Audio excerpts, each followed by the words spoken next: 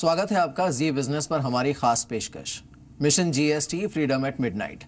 स्वतंत्र भारत का सबसे बड़ा टैक्स रिफॉर्म अब कुछ घंटे ही दूर है और हमारी इस खास पेशकश में हमारे साथ एक बहुत ही खास मेहमान मौजूद हैं जिनकी पहुंच देश के कोने कोने तक है, जो देश की नब्ज को न सिर्फ भली भांति परखते हैं बल्कि कहीं ना कहीं देश की धड़कन भी हैं। हमारे साथ देश के सबसे बड़े banker state bank of India के चेयरमैन श्री अरुंधति भट्टाचार्य हैं, उनसे बात करते हैं। मैम, बहुत बहुत स्वागत है आपका जी बिजनेस पर। और सबसे पहले तो आपको भी बधाई हो और शुभकामनाएं हो, क्योंकि जो सबसे बड़ा टैक्स रिफॉर्म रोल आउट होने जा रहा है जीएसटी, उसमें आपकी भी काफ़ी अहम भूमिका होगी बतौर the largest banker in the country. कैसा महसूस कर रही हैं आप? ये है कि ये एक बहुत ही बड़ा टैक्स रिफॉर्म है। हमारी देश में स्वतंत्रता के बाद इतना बड़ा रिफॉर्म टैक्सेस की एरिया में कभी हुई नहीं है, तो इसीलिए सभी लोग के मन में बहुत सारी आशंकाएं हैं कि ये किस तरीके से ये हर एक के ऊपर लागू होगी। लेकिन हम लोग ये भी मानते हैं कि ये एक बहुत बड़ा कदम आगे की ओर है और हमारी जो ईज ऑफ बिजनेस जो हम लोग बातें करते रहते हैं कि इसके ऊपर कुछ बड़ी रिफॉर्म्स होनी चाहिए, तो इस मामले में ये बहुत ही बड़ा एक रिफॉर्म है और हम लोग को वही कोशिश करना है कि ये सही तरीके से लागू हो पाए, ताकि इसकी जो सुविधाएं हैं, इसकी जो खूबियां हैं, ये हमारी बिजनेस में एक्चुअली इसकी इम्पैक्ट आए और इस तरीके से हमारी जो बिजनेस है, हमारी जो देश की ग्रोथ है, उसमें बढ़ोतरी आए। मैम, जैसे आपने खुद सही कहा कि कुछ हद तक लोग आई वुड से थोड़े से टेंटेटिव हैं, बिकॉज ये इतना बड़ा रिफॉर्म है and to some extent it's an unknown animal, so nobody knows कि एक बार रोल आउट होने के बाद क्या क्या प्रॉब्लम्स आएंगी, जैसा हमने डिमोनेटाइजेशन के वक्त भी देखा था। But you also have been one of the integral part और the corners of this entire process. आपको वाकई लगता है कि शुरू में कुछ हिकअप्स आएंगे या फिर बिकॉज इतना समय मिला है तैयारी के लिए the rollout is going to be smooth? See, I think the rollout will be smooth. If you take us as a bank, हमारी बैंक की तरफ से हम कह सकते हैं कि हम जीएसटी के टैक्सेस रिसीव करने के लिए भी रेडी हैं और एज अ बैंक हमको जो पे करना है वो पेमेंट करने के लिए भी हम लोग रेडी हैं। तो अगर हमारी जैसी बड़ी इंस्टीट्यूशन रेडी हो सकती है तो मुझे लगता है कि बाकी कारोबार भी अपने को रेडी कर चुकी होगी। और सब समय हम लोग के मन में आशंकाएं ज्यादा होते हैं, जब करने जाते हैं तब देखते हैं इतना मुश्किल चीज नहीं है।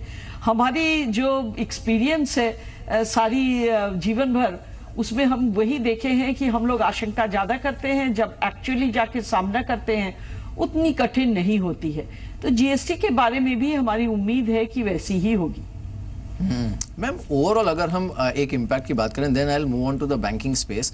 लेकिन क्योंकि ये अपने आप में इतना बड़ा रिफॉर्म है और भारत में you know the way GST is being rolled out, कुछ थोड़ा इसे अलग रखा गया है बाकी देशों से। We have 4 slabs.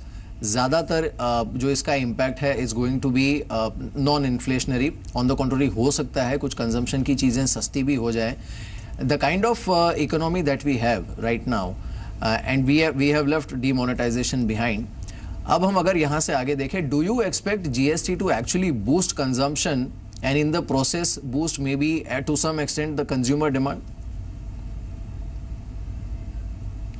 I think it should. And आपको जैसे मालूम है कि हमारी जो लक्ष्य है वो है कि थोड़ी थोड़ी करके जीएसटी के सारे रेट्स एक ही स्लैब में आ जाए। खाली यही नहीं, जीएसटी की जो रेट्स है वो घटती जाए। तो वो कब हो पाएगा? तब हो पाएगा जब हमारे सारे ट्रांजैक्शंस टैक्स नेट में आ जाएंगे। अगर टैक्स नेट में आ गई तो सबको थोड़ी थोड़ी रेवेन्यूज देने पड़ेंगे, बट ज्यादा किसी के ऊपर भार नहीं होगा। तो उसके लिए हम लोग को थोड़ी प्रयास करनी है, थोड़ी देर लगेगी वो लक्ष्य पर पहुंचने के लिए। लेकिन पहला कदम अगर हम नहीं उठाएंगे तो लक्ष्य पर पहुंचेंगे कैसे? इसीलिए हमारा मानना है कि ये जो रिफॉर्म्स लाई गई है इसको हम लोग अपनाएं। जैसे डिमोनेटाइजेशन को भी लोग अपने मन से अपनाए थे, उसी तरह अगर जीएसटी को अपनाएंगे तो आगे चल के ये हमारे लिए सुविधा पैदा करेगा, हमारे लिए कंजम्पशन जो है उसको बूस्ट जरूर करेगा। बिल्कुल मैम, ओवरऑल हम बैंकिंग स्पेस की बात करते हैं, then I will come to SBI. इस समय एक क्योंकि ये सरकार इतनी कटिबद्ध है रिफॉर्म्स को लेकर, एक तो जीएसटी है, दूसरा हमने देखा ओवरऑल जो बैंकिंग सिस्टम है उसे लेकर कई सारे कदम उठाए जा रहे हैं, बीट फ्रॉम आरबीआई लेवल और फ्रॉम द गवर्नमेंट लेवल। तो एक जो डर था शुरू में कि there are going to be challenges in Indian banking system, at least उसे एक्सेप्ट किया जा रहा है और एड्रेस भी किया जा रहा है। अगर मैं एक मैक्रो व्यू आपसे लेना चाहूं, इस समय ओवरऑल पूरी बैंकिंग सिस्टम के लिए, स्पेशली द पीएसयू बैंक्स, उन्हें अगर हम ध्यान में रखें, can we comfortably say that the worst is behind us? देखिए, ऐसा है कि अभी जो दिशाएं दी जा रही हैं, they are very clear. So to that extent, I would say yes, the difficulties seem to have reached a peak and will get better from here. क्योंकि जैसे आपकी resolutions होते रहेंगे, in a way it will definitely impact the banking sector positively. दूसरी चीज ये है कि बैंकिंग सेक्टर के लिए तब अच्छे दिन आते हैं जब इकोनॉमी बढ़िया चलता है, और इकोनॉमी को अगर आप मैक्रो इकोनॉमिक पैरामीटर्स के तौर से देखें तो इकोनॉमी अभी बढ़िया कर रहा है, यानी कि आपके जो डेफिसिट्स हैं वो टोटली अंडर कंट्रोल है, फिस्कल हो, करंट अकाउंट हो, सब अंडर कंट्रोल है. इन्फ्लेशन जो है it is under shooting the target given by the reserve bank of India, यानी कि इन्फ्लेशन भी अभी, इन्फ्लेशनरी प्रेशर्स भी कम है. तीसरी चीज है हमारे देश के लिए बहुत जो जरूरी है वो है मॉनसून. मॉनसून की प्रगति भी बहुत अच्छी रही है अभी तक. तो ये सारे चीज हमारी जो इंडिकेटर्स है, ये सारे पॉजिटिव इंडिकेटर्स दिख रहे हैं. अभी एक ही इंडिकेटर है, वो है कि प्रोटेक्शनिज्म जो हमारी सारी दुनिया में दिख रही है, लेकिन on the other side, on the global area, the oil prices जो हमारे लिए बहुत मायने रखते हैं वो अभी वीक है. तो ये सारे देख के हमको तो लगता है कि इकोनॉमिक ग्रोथ जो है वो इकोनॉमिक ग्रोथ बढ़ेगी, और इकोनॉमिक ग्रोथ बढ़ती है तो सारे बैंकों के लिए अच्छी ही होती है. मैम, इनफैक्ट ये जो सारे दिशा निर्देश दिए जा रहे हैं बैंकिंग सिस्टम के लिए, मैं पहले उस पर आपसे थोड़ी बात करना चाहूँगा, क्योंकि एक तो एनसीएलटी का जो मैकेनिज्म है that has already started functioning, और उस पर काफ़ी तेज़ी से काम हो रहा है. कोशिश की जा रही है कि जो बैड असेट्स हैं या फिर जो ऐसे अकाउंट्स हैं जहाँ पर वाकई कंसर्न है एनपीएस का, उन्हें जल्द से जल्द एड्रेस किया जाए. There has been a timeline also which has been added to it. इन सबको अगर हम ध्यान में रखें तो आपका व्यू इस पूरे मैकेनिज्म पर क्या है? इज इट रियलिस्टिक इतने जल्दी इन्हें एड्रेस करना, इन अकाउंट से रिकवरी करना, या फिर जो भी रेजोल्यूशन अल्टीमेटली करना हो? देखिए, ऐसा है कि ये होगा या नहीं ये खाली समय ही बता सकता है, लेकिन सारे प्रयास हम लोग के रहेंगे कि ये जो टाइमलाइन दी गई है उसी के अंदर हम लोग करें. जैसे कि आपको पता है जो आरबीआई जो डायरेक्टिव दी थी, कुछ अकाउंट्स वो कहे थे कि 15 दिन के अंदर अंदर फाइल हो जाना चाहिए, वो 15 दिन के अंदर अंदर फाइल हो चुके हैं. बाकी अकाउंट्स के लिए वो 30 दिन के टाइम दिए थे. हमारी प्रयास रहेगी कि 30 दिन के पहले ही हम इसको फाइल कर दें. तो इस तरीके से जो टाइमलाइंस हमारे ऊपर लागू किए गए हैं, हमारी सारी प्रयास रहेगी कि हम लोग प्रयास करें कि वो टाइमलाइंस के अंदर अंदर ही ये काम हो जाए. क्योंकि पहले भी हम लोग रेजोल्यूशन के ऊपर बहुत काम कर रहे थे, तो ऐसा नहीं है कि अभी हम लोग इसके ऊपर काम करना शुरू करेंगे. मोर और लेस रेजोल्यूशन क्या हो सकती है उसकी आउटलाइंस हमारे पास ऑलरेडी है. तो जैसे ही ये एनसीएलटी में एडमिट हो जाएगी और रेजोल्यूशन प्रोफेशनल आ जाएंगे, तो हम लोग उनके साथ पूरी प्रयास देके काम करेंगे, ताकि ये जो हमारी 180 दिन और एक्सटेंडेड टाइमलाइन 270 दिन की टाइमलाइन है, उसके अंदर ही हम लोग जो करना चाहते हैं वो करें. इनफैक्ट हमारी प्रयास रहेगी कि उसके भी आगे अगर हम लोग इसको रेजोल्यूशन कर पाए, उसी की प्रयास हमारी ओर से रहेगी. बिल्कुल मैम, जो 12 अकाउंट्स हैं उस पर तो ऑब्वियसली अर्जेंटली काम हो रहा है and there is a very strict timeline to that. जो इन्फॉर्मेशन है वो ये भी है कि उसके आगे भी इस लिस्ट में और बहुत सारे अकाउंट्स ऐड हो सकते हैं। सो वी आर रफली लुकिंग एट अबाउट 50 अकाउंट्स। आपको लगता है कि 180 या फिर अगर हम एक्सटेंडेड टाइमलाइन ले 270 दिनों की, उसके भीतर maximum accounts out of these 50 accounts can be addressed? I am fully hopeful from the bank side we are quite capable of doing it within that time period. लेकिन और भी प्लेयर्स हैं इसमें, तो उनका भी कुछ ना कुछ इसमें योगदान रहेगा। तो इसीलिए अभी हम 100% नहीं कर सकते हैं कि हो जाएगा, लेकिन हमारी प्रयास रहेगी और हम मोर और लेस कॉन्फिडेंट है कि ये हो सकता है। बिल्कुल मैम, एक तो चीज ये है। अब दूसरी चीज ये है कि जो दूसरा एस्पेक्ट है, because there is so much stress on addressing the previous NPS, दूसरी चैलेंज जो बैंकर्स के सामने है इंक्लूडिंग एसबीआई, वो है क्रेडिट ऑफटेक की। एंड ऑब्वियसली इस समय जिस तरह का सिनारियो है, जिस तरह का रेगुलेटरी एनवायरनमेंट है, and to some extent I would say जिस तरह का प्राइवेट इन्वेस्टमेंट एनवायरनमेंट है, isn't it a challenge for you to maybe look at a reasonable credit offtake target, at the same time ensure कि जो आपकी books हैं वो affect ना हो, and at the same time जो पुराने स्ट्रेस हैं बुक्स पे वो भी टाइमली एड्रेस हो? देखिए, ऐसा है कि क्रेडिट ऑफटेक दो पीसेस में हम बांट लेते हैं। एक है कॉर्पोरेट ऑफटेक और एक है रिटेल ऑफटेक। अगर आप रिटेल ऑफटेक के बारे में देखेंगे तो लास्ट ईयर भी हमारा होम लोन 17% से ज्यादा बढ़ा, हमारा ऑटो लोन्स 20% से ज्यादा बढ़ा। हमारा जो ग्रोथ रेट्स रहा है रिटेल में, it is one of the best in the market, comparable to any other bank, whether in the public और इन द प्राइवेट सेक्टर। ठीक है। अगर कॉर्पोरेट ऑफटेक की बात करें तो कॉर्पोरेट ऑफटेक हमारा कम रहा, 6% से 7% रहा, आप अगर क्रेडिट बुक देखेंगे। लेकिन आजकल कॉर्पोरेट ऑफटेक आपको मार्केट में भी देखना पड़ेगा, यानी कॉर्पोरेट बॉन्ड्स में वो कितना आ रहा है, सीपी में कितना आ रहा है।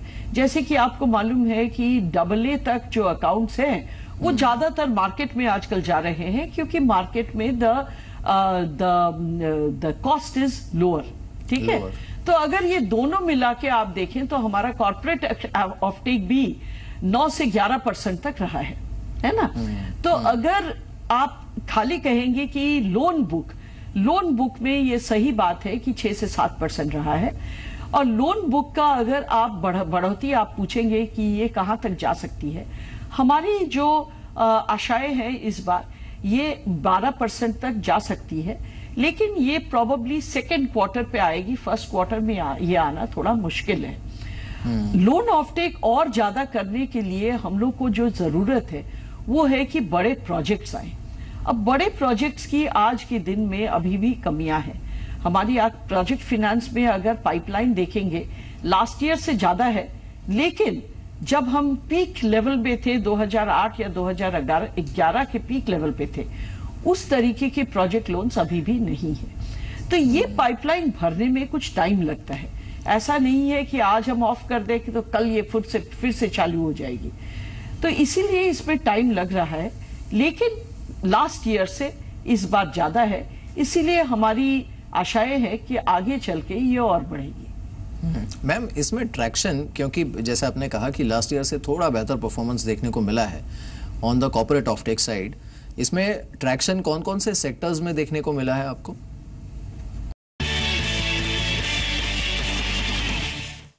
मैम, टेलीकॉम स्पेस पर आपका व्यू क्या है? There is so much happening within the telecom space. एक तो उनका खुद का जो टैरिफ वॉर चल रहा है वो है, सेकेंडली उनके जो आउटस्टैंडिंग डेट है वो है।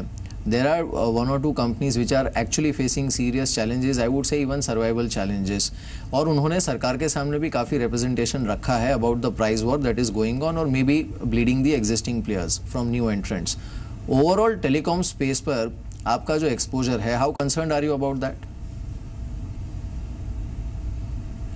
See, about that we have already told y'all that our exposure to the telecom space is not very huge, and excepting for 1 or 2 players, I think the rest of the players will go through this entire difficult period and they will come out stronger. In respect of the weaker players also, we are considering many things, and I am sure that we will be able to take care of them to the extent possible. But देखिए ऐसा challenges sectors में आते रहेंगे. These are not things that can be predicted from ahead of time, and obviously we as a bank have to be prepared for it. But if you consider the size of my balance sheet, वो size के तुलना में ये जो हमारी stressed accounts है ये बहुत बड़े नहीं है, and we would be in a position to take care of these issues. तो सबसे ज़्यादा कंसर्न आपको कौन से दो सेक्टर्स में इस समय लग रही है? बिकॉज मुझे याद है पिछली बार जब आपसे बात हुई थी, you are quite concerned about the SME and MSME portfolio to some extent, and second was metals. अब क्या ये चेंज हुआ है? आपका जो कोर कंसर्न एरिया था. नहीं, अभी तो बहुत चेंज हुआ है. Metals is not such a area of concern today. Area of concern is more in the area of power and telecom. I think these are the two areas, sectors that still have challenges ahead of them, and we are looking at ways of easing these challenges, and I'm sure that we will be able to find ways for doing so. Ma'am, real estate और खासकर जो home loan offtake है उस पर आपका view क्या है, considering that we have been speaking to so many industry participants. उनको डर ये है कि जीएसटी के बाद एक तो स्टैम्प ड्यूटी तो हट नहीं रही है, और क्योंकि काफ़ी सारे आइटम्स जो हैं जो कि कंस्ट्रक्शन में यूज़ होते हैं उन पर जीएसटी में थोड़ा हायर ब्रैकेट में शिफ्ट हुआ है टैक्स स्लैब, तो ओवरऑल कॉस्ट बढ़ेगी. And in the given situation that we have, do you expect, I won't say dampening effect, लेकिन एक थोड़ा जिसे इनडिसाइसिवनेस कहते हैं पहले 2 क्वार्टर में जीएसटी रोल आउट के होम लोन ऑफटेक पे? नहीं, ऐसा है कि देखिए इनडिसाइसिवनेस तो थोड़ी रहेगी. जब कोई नया चीज आता है then any sector can get a little impacted. Real estate sector में ऑलरेडी थोड़ी सी इनडिसाइसिवनेस थी because of the implementation of RERA.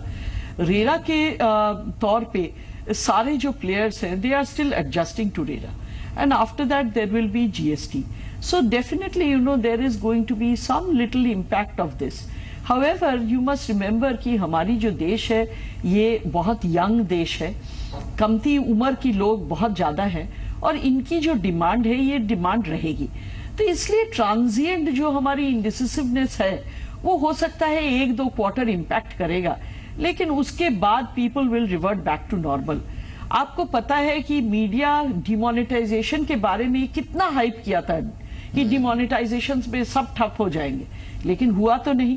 इसीलिए हमको लगता है कि जो हम लोग थोड़ा हिस्टेरिकल हो जाते हैं कभी कभी, इतना हिस्टीरिया की भी कोई जरूरत नहीं है.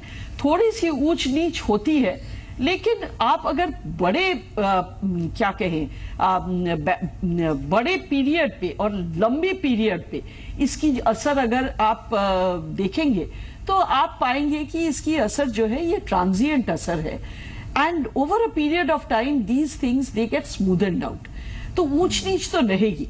जीवन जीना है तो जीवन में भी आपकी ऊंच नीच आती है, लहरों में भी ऊंच नीच आती है, तो वो तो होती रहती है, but that is part of life.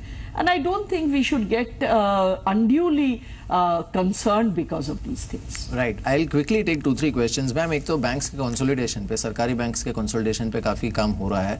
Overall maybe couple of years down the line जो पूरा बैंकिंग स्पेस है, specially the PSU banking space, उसका सिनारियो आप कैसा देख रही हैं? And second fear, when we speak to lot of analyst, they do believe that eventually in terms of services जो मार्केट शेयर है वो हो सकता है और थोड़ा रैपिडली शिफ्ट हो towards private banking space, simply because of the challenges that PSU banks are facing, not SBI particularly because you have a robust balance sheet, some of the smaller PSU banks because वो शायद उतना push नहीं कर पाए. आपका, do you share that view? आपको लगता है ऐसा होगा? देखिए, again as I said, market share is lost and market share is won. So the fact of the matter is that today if some PSUs lose a little market share, there is no gainsaying the fact that they will try and win it back again. And if they are bigger entities, more able to take on the market, then it will happen. It's a question of robust competition. And just because somebody may lose a little market share today does not mean that is going to be the permanent situation going forward. So everybody has their ups and downs. Again, as I said, these have to be looked at in a longer space of time. आप अगर खाली quarter on quarter देखते रहेंगे तो आपको लगेगा कि बहुत बढ़िया, बहुत प्रॉब्लमेटिक कुछ होने वाले हैं. But then you will gain it back again. There was a time when even the State Bank of India had lost market share. Immediately after the opening up, when the private sector came in and they grew rapidly, SBI had lost market share. We have clawed it all back. And in fact, we have grown further from there. Therefore, even if there is temporary loss of market share, because people are going through certain pains of, say, mergers and things like that, that does not mean that you should write them off. It only means that they are going through a painful process. But at the end of the pain, there will be gain. So we have to look at it from a slightly larger time space, instead of looking at it only from a very short period of time point of view. लेकिन overall जो merger का process है जिस तरह से हो रहा है, एंड ऑब्वियसली जो बड़ा बैंक होगा या जिसकी बैलेंस शीट रोबस्ट होगी, they will have to eventually take over maybe 1 or 2 weaker banks also and maybe hand hold them. इसे लेटर एंड स्पिरिट में अगर हम देखें, do you agree with this process? Because the larger bank और the bigger balance sheet bank will also have to let go some of their market share or some of their profit in the process. See, I'm not sure that is what is going to happen, and therefore there is no point in conjecturing that there will be a merger between the stronger and the weaker. There could be mergers between strong and strong as well, and if that happens, actually there will be a formidable entity. So I don't think we should try and conjecture क्या होने वाला है before we know what actually happens. एक बार हो जाए तब जाके हम बता पाएंगे कि क्या होने वाला है.